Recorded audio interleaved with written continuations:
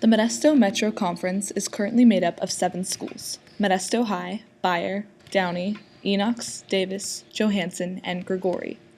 This may change if the California Interscholastic Federation, or CIF, is successful in realigning the various leagues in the Sac Joaquin section. The CIF recently unveiled the proposal for realigning the Sac Joaquin section, which will directly affect all sports programs in Modesto. However, the current proposals are being met with resistance for most of the leagues involved. They changed the Stockton schools 4 years ago. They've realigned some of the Sacramento schools, 2 and 3 years ago. It's our turn. And they feel that we're not equitable. We're not. Davis, we have to get Davis and Johansen to where they compete. At 12, 13, 1,400 kids, they just don't have enough students to put the same quality of team on the field as we do. I spent 16 years in Lodi Unified. Well, about 10 years ago, when we went through this process, the 12 schools here in Stockton and Lodi couldn't figure out what to do. And a lot of it had to do with competitive equity. So we ended up splitting rivals in opposite leagues. People went crazy. They're talking about bringing it back now. But the rivalry still stayed intact. They play each other in week 5 in football and find a way in basketball. So, we don't know the final result. What we do know is what the current MMC and CCC look like now and what they will look like after the realignment proposal. The 2 leagues would split, sending the bigger schools into the CCC and the smaller ones into the MMC.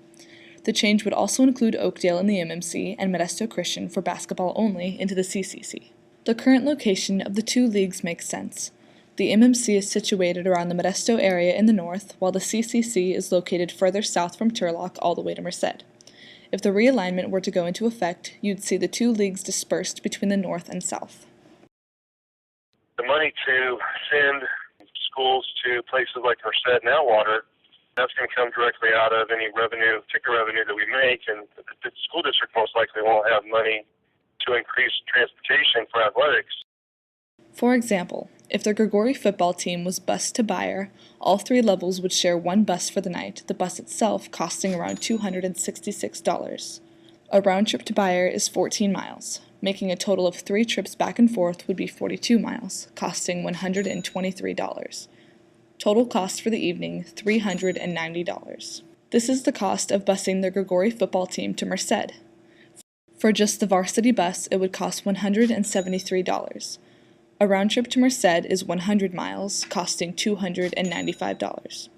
For varsity alone, it would cost $468. The total cost for the evening, including the freshman and JV team, would be $1,457.33. That's about a $1,000 difference in cost. I just think financially right now is not the right time. If they would have done this 4 or 5 years ago when districts had money, but you're looking at anywhere from $5,000 to $10,000 per sport just in transportation costs. The MMC wants to stay together. Okay? As a whole, the district office wants to stay together. The CCC doesn't want to join the MMC. So the section has to not only battle the MMC, they also have to battle the CCC. And both entities, neither one wants this merger. I think the MMC is a great league. The Modesto Metro Conference is a super league for Modesto schools. That's why it's called the MMC. But if you combine the MMC with the Atwater Merced schools and at Oakdale, you no longer have the MMC. You have a collection of 7 or 8 schools. Pete and the section office has a very difficult job because they're trying to find that competitive balance for everybody. Everybody's not going to be completely happy. I understand that. But Tim, this is a puzzle. If you go to the store and you buy a jigsaw puzzle, you can see what the end product is. Okay, that's where we got to go. So you pick up a piece of the puzzle, it's going to go somewhere up here in the upper left-hand corner, because that's where the tree is. This is a puzzle that there's no set answer for.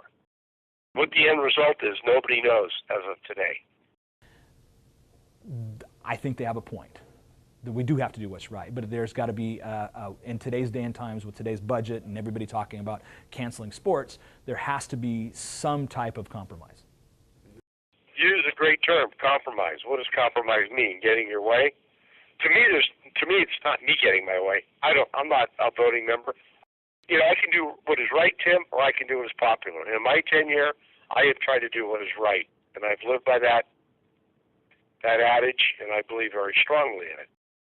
Everyone seems to have their own opinion regarding the realignment, but in the end there needs to be a balance met between what is practical for the CIF and what is practical for the local leagues.